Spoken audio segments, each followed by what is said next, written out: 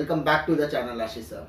आज के इस वीडियो में हम बात करने वाले हैं 19 जून को जो सर्कुलर रिलीज किया गया था उदय सामंत सर के लाइव कॉन्फ्रेंस के बाद।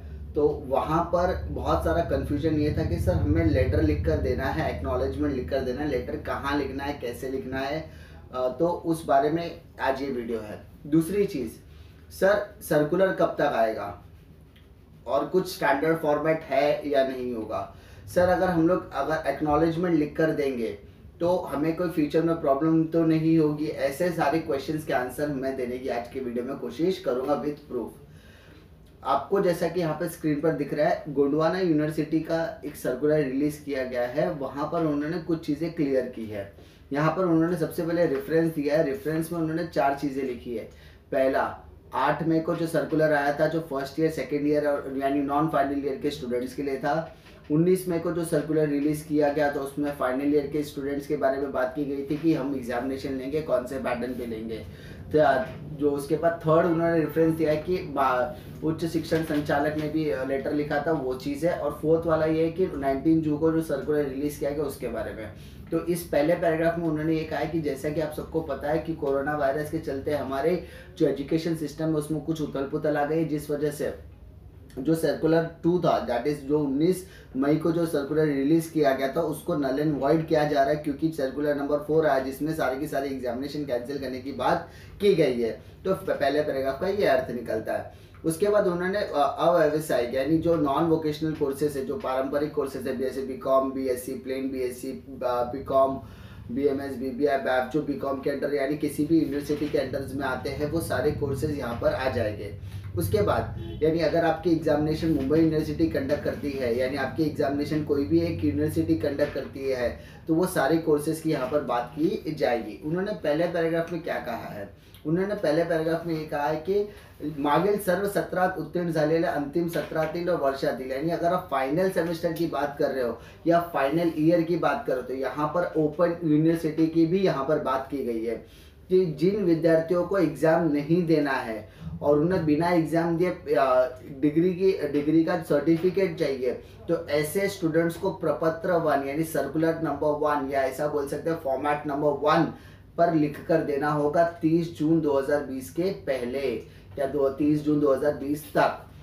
ये आपको क्या करना है, इसमें क्या द्या जेणेकरून विद्यापीठाद्वारा त्यांचा मागील सर्व सत्राच्या गुणांचे सरासरी गुण देऊन निकाल लावण्याचा कार्यवाही विद्यापीठाद्वारा घेतल्या जाईल। यानी आपको इन दैट केस आपको ऑन एन एवरेज बेसिस पर मार्क्स दिया जाएगा। यानी अगर आप डिस्टेंस और ओपन लर्निंग के स्टूडेंट्स हो तो आपको first year and second year के एवरेज पे मार्क्स दिया जाएगा। लेकिन अगर आप फाइनल सेमेस्टर के स्टूडेंट्स हो, यानी आपका सेमेस्टर 6 या सेमेस्टर 8 बचा था, तो आपको इसके पहले के सारे सेमेस्टर के ऑन एन एवरेज मार्क्स दिए जाएंगे। ठीक है। और अगर इसमें कोई भी स्टूडेंट किसी भी तरीके से अपने कॉलेज से कांटेक्ट नहीं कर पाता है और वो प्रपत्र 1 और प्रपत्र 2 दोनों ही नहीं भर पाता है, तो इन दैट केस उसकी पूरी जिम्मेदारी उसके कॉलेजेस की मानी जाएगी।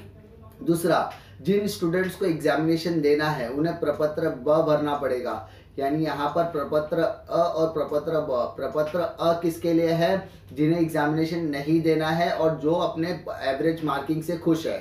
प्रपत्र ब किन के लिए? जिन्हें एग्जामिनेशन देना है, जो एग्जामिनेशन देना चाहते हैं, तो वो प्रपत्र ब भरेंगे। और यूनिवर्सिटी उस चीज़ का ध्यान रखेगा कि उसका जो वेळापत्रक यानी जो टाइम टेबल रिलीज किया जाएगा वो जिला अधिकारी, अध्यक्ष और आपत्ति निवारण प्राधिकरण डिजास्टर मैनेजमेंट से कंसल्ट करके सारी चीज़ें मैनेज करके, यानी यहाँ पर गढ़चिरौली, क्योंकि ये यूनिवर्सिटी गढ़चिरौली की चंद्रपुर की है, इसीलिए यहाँ पर मुंबई यूनिवर्सिटी जब सर्कुलर रिलीज करे तो मुंबई के जिलाधिकारी वगैरह से कंसल्ट करके किया जाएगा। यानी एग्जामिनेशन कब होगा वो डिसीजन के ऊपर एनालाइज करने के बाद देखा जाएगा। ठीक है। यानी प्रपत्र अ किसके लिए है? जिन्हें एग्जामिनेशन नहीं देना, जो एवरेज मार्किंग से खुश है। और प्रपत्र ब किसके लिए है? जिन्हें एग्जामिनेशन देना है। तो उन्हें दोनों के लिए लिमिट दिया गया, 30 जून तक का लिमिट दिया गया है। उसके बाद व्यावसायिक अभ्यासक्रम। व्यावसायिक अभ्यासक्रम मतलब जिसमें इंजीनियरिंग आ गया, फार्मेसी आ गया, व्यवस्थापन शास्त्र, मैनेजमेंट स्टडीज एंड ऑल आ गया। तो ये ऐसे सारे यूनिवर्सिटीज के कोर्सेज के लिए उन्होंने क्या कहा है कि पहला और दूसरा पॉइंट यानी आपके एग्जामिनेशन कैंसिल कर दी जाएगी, क्योंकि यहाँ पर स्टेट गवर्नमेंट ने क्लियरली कहा है कि we are not ready for the exam because the situation is not in under control में सिचुएशन नहीं है, इस वजह से हम किसी भी तरीके के एग्जामिनेशन लेने का रिस्क नहीं ले सकते। और उन्होंने ये रिकमेंडेशन अपनी अपेक्स बॉडीज को भेज दी है। It is just a formality. उन्होंने अगर स्टेट गवर्नमेंट ने कहा है कि हमने एग्जामिनेशन नहीं ले सकते तो in that scenario apex body भी स्टेट गवर्नमेंट के फेवर में ही आएगा। यानी आप ऐसा बोल सकते हो कि वोकेशनल एंड नॉन वोकेशनल दोनों की एग्जामिनेशन अल्टीमेटली कैंसिल ही हुई है। खाली वोकेशनल कोर्सेज के लिए सिर्फ एक फॉर्मेलिटी, जो फॉर्मेलिटी प्रोटोकॉल के हिसाब से करेक्ट है।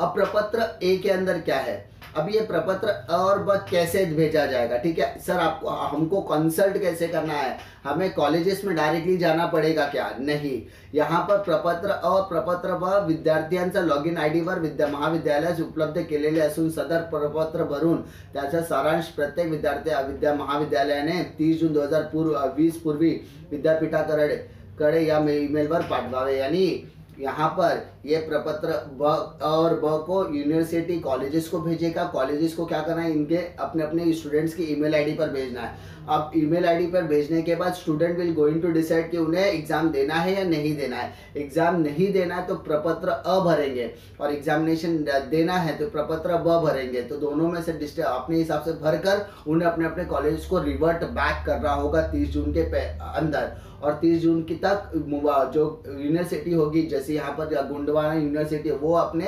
यूनिवर्सिटीज को क्या करेगा, फॉरवर्ड करने वाला है। इन्होंने अपने कॉलेजेस को रिकमेंडेशन दिया है, कॉलेजेस गोंडवाना यूनिवर्सिटी को रिपोर्ट करेगी। उसी तरीके से मुंबई यूनिवर्सिटी का भी प्रपत्र आएगा। अब प्रपत्र और ब में क्या लिखा गया है, देखिए यहाँ पे दोनों का फॉर्मेट स्टैंडर्ड फॉर्मेट सेम रखा गया है। खाली यहाँ पर आपको क्या कहा गया है कि मी डैश विद्यार्थ्यांचं नाम, मतलब आपका नाम आएगा, आपके कॉलेजेस का यहाँ पर नाम आएगा, उसके बाद ये थे यानी आप कौन से कोर्सेज पे, बीकॉम, बीएससी, बीकॉम, एमकॉम वगैरह जो कोर्सेज में, वो 2020-2019 के सत्र में की बात की जाएगी। मध्ये अंतिम सत्रामध्ये नियमित विद्यार्थी म्हणून शिकत असून माझा बैठक क्रमांक, यानी आपका सीट नंबर आएगा, यहाँ पे आपका PRN नंबर आएगा।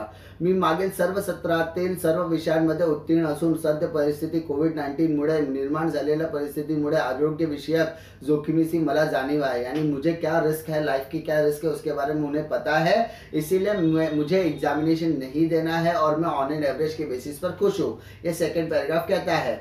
उसके बाद या संदर्भात सर्व बाबीचा मी परिपूर्ण विचार केलेला असून माझ्या भविष्याची याबाबत काही समस्या उद्भवल्यास मी स्वतः जवाबदार रहेगी। यानी यहाँ पर फ्यूचर में अगर किसी भी तरीके की कॉम्प्लिकेशंस होती है तो उसके लिए मैं सिर्फ मैं ही जिम्मेदार होगा, क्योंकि मैं मेरे भविष्य का सोच के मैं अपनी ज़िंदगी की रिस्क देख कर ही ये डिसीजन ले रहा कि मुझे एग्जामिनेशन नहीं देना है, मैं ऑन एन एवरेज बेसिस पर खुश होगा। लेकिन आगे फ्यूचर में कोई भी कॉम्प्लिकेशंस आती है तो उसका जवाबदार मैं हूँ। मेरे हिसाब से ये दोनों सर्कुलर में जो इस लास्ट का सेंटेंस दिया गया वो मेरे हिसाब से कॉन्ट्राडिक्टरी है, मतलब इसमें सब मतभेद हो सकता है। इसमें ये जो लाइन है, क्योंकि ये परिस्थिति के हिसाब से यूनिवर्सिटी को सपोर्ट करना चाहिए था, लेकिन ये सेंटेंस ने कहीं ना कहीं ऐसा कह सकते हैं कि स्टूडेंट को थोड़ा सा असमंजस में डाल देगा, प्रॉब्लम्स में डाल सकता है। लेकिन प्रपत्र किस तरीके का होगा मैंने यहाँ पर आपको इन्फॉर्म कर दिया है। दूसरा प्रपत्र ब जो मैंने बताया एग्जामिनेशन के रिलेटेड, यहाँ पर भी फॉर्मेट सेम रखा गया है। यहाँ पर सिर्फ ये कहा गया कि मुझे पता है कि मैं एग्जामिनेशन देना चाहता हूँ, मैं भविष्य की चिंता करके एग्जामिनेशन देना चाहता हूँ, ऐसा कहा गया। लेकिन उसका फिर विद्यार्थी का पूरा पता आएगा, वहाँ पर भी विद्यार्थी का पूरा पता लिया जाएगा, साइन वगैरह करके उन्हें स्कैन करके अपने कॉलेजेस को भेजना है। दूसरा पहला चीज़ कि ऑनलाइन और ऑफलाइन पद्धति में भरून, यानी आप ऑनलाइन भी भेज सकते हो, ऑफलाइन भी भेज सकते हो, डिपेंड्स ऑन योर कन्वीनियंस। आपको कॉलेज को टाइम पर भरना है। दूसरी चीज़, एक बार आपने अगर कोई प्रपत्र भर दिया तो वो चेंज नहीं होगा, यानी आपने प्रपत्र यानी आपने पहले रेडी हो गए कि नहीं मुझे एग्ज़ाम नहीं देना है, आपने प्रपत्र भर के आपने फॉरवर्ड कर दिया। अब किसी ने आपको कहा कि नहीं एग्जामिनेशन देना हमारे फेवर में हो सकता है और आपने बाद में प्रपत्र ब भर के भेजा तो वो एक्सेप्ट नहीं किया जाएगा। तो इस तरीके का फॉर्मेट आपके सामने देखने के लिए मिल सकता है। लेकिन अभी फिलहाल एक ही यूनिवर्सिटी ने इस तरीके का सर्कुलर रिलीज किया है।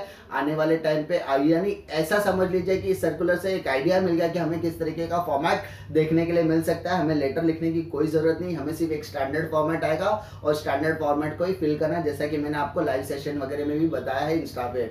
तो उम्मीद करते हैं कि आपको ये वीडियो पसंद आएगा, क्योंकि यहाँ पर मैंने आपको विद प्रूफ इन्फॉर्म करने की कोशिश की कि यूनिवर्सिटी इस तरीके की सर्कुलर रिलीज करेगा। और अगर आपको वीडियो पसंद है तो लाइक करो, दोस्तों में शेयर करो। इसी तरीके की इन्फॉर्मेटिव वीडियो के लिए इस चैनल पर बने रहे। और मुंबई यूनिवर्सिटी की तरफ से या पुणे यूनिवर्सिटी की तरफ से कोई भी ऑफिशियल सर्कुलर आता है तो मैं आपको इन्फॉर्म करने की कोशिश करूंगा। मिलता हूं मैं आपको नेक्स्ट वीडियो में, तब तक के लिए जय हिंद।